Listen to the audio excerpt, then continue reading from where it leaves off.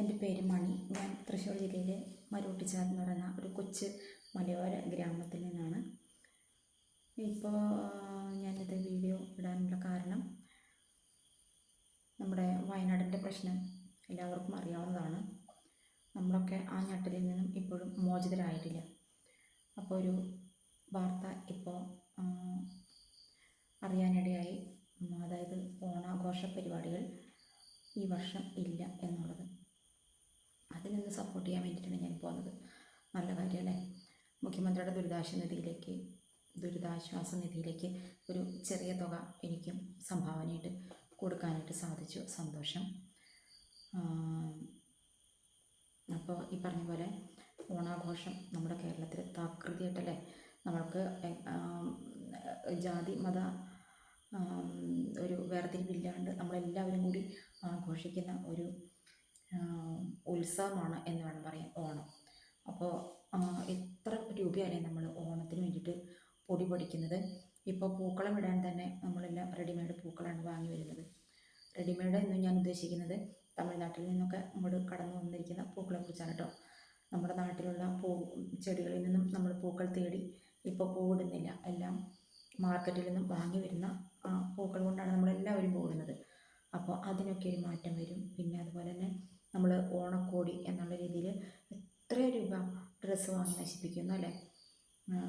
Dress വാങ്ങുന്നത് ഒരിക്കലും ഒരു നശിപ്പിക്കലല്ല, എങ്കിൽ പോലും നമ്മൾ ആവശ്യമില്ലാത്ത കുറേ ഡ്രസ്സുകൾ അല്ലേ, അനാവശ്യമായിട്ട് ഈ ഓണത്തിന് വാങ്ങി ഓരൊറ്റ ദിവസത്തേക്ക് വേണ്ടിയിട്ട്, അല്ലെങ്കിൽ ആ ഓണത്തിനോടനുബന്ധിച്ച ആഘോഷ പരിപാടികൾക്ക് വേണ്ടിയിട്ട് നമ്മൾ ഉപയോഗിക്കാനായിട്ട് വാങ്ങുന്നുണ്ട്.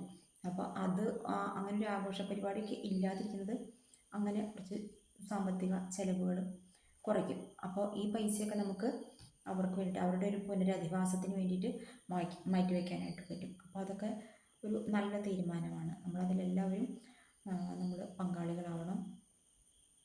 പിന്നെ അതുപോലെ തന്നെ ടൂറിസം മേഖലയിൽ ഒരുപാട് ഓണത്തിന് അടിച്ചുപൊളി നടക്കുന്ന ഒരു മേഖലയാണ് ടൂറിസം.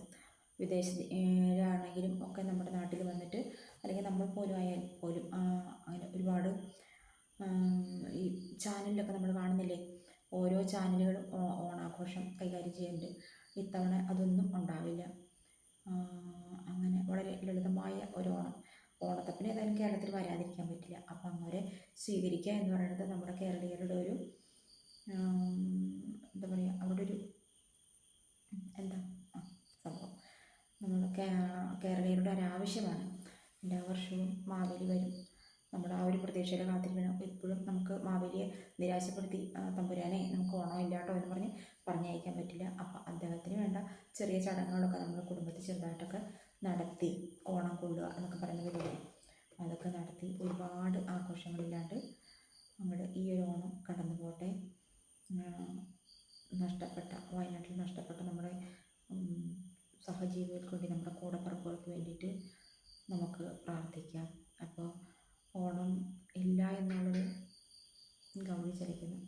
ഓണം അടിച്ചുപൊളിയല്ലാണ്ട് ഓണമുണ്ട്, പക്ഷേ ആർഭാടമാക്കാനായിട്ട് അല്ലെങ്കിൽ ഒരു ഫംഗ്ഷൻ വെച്ചിട്ട്, ഒരു ഓണാഘോഷം വെച്ചിട്ട് നമുക്കൊന്നും ചെയ്യാൻ പറ്റിയില്ലല്ലോ എന്നോർത്ത് ആരും ഈ ഒരു വർഷം വിഷമിക്കരുത്. നമുക്ക് ഇനിയും നല്ലൊരു ഓണക്കാലം, മുല്ലപ്പെരിയാറൊക്കെ പൊട്ടിയില്ല എങ്കിൽ ഉണ്ടാകും എന്നൊരു ശുഭാപ്തി വിശ്വാസത്തോടുകൂടി ഞാൻ അവസാനിപ്പിക്കുകയാണ് കേട്ടോ. അപ്പോൾ എല്ലാവർക്കും ഒരു ഹാപ്പി ഓണം അഡ്വാൻസിലായിട്ട് പറയുകയാണ്.